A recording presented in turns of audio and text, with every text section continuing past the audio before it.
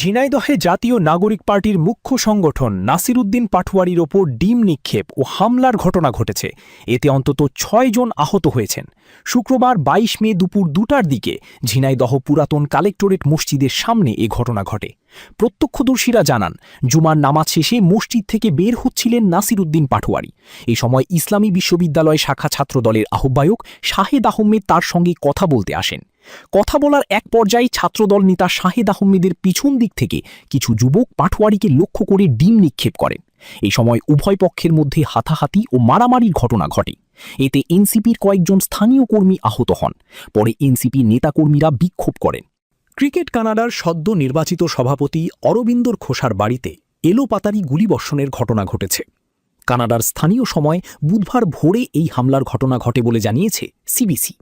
খোসা জানান, নিউটন এলাকায় অবস্থিত তার বাসভবন লক্ষ্য করে স্থানীয় সময় ভোর ৪টা ৪০ গুলি চালানো হয়।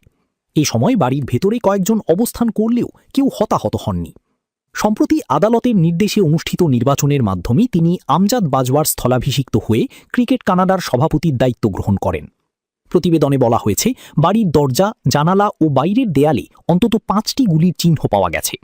স্থানীয় পুলিশ প্রাথমিকভাবে ঘটনাটিকে চাঁদাবাজি সংক্রান্ত হামলা হিসেবে তদন্ত করছে।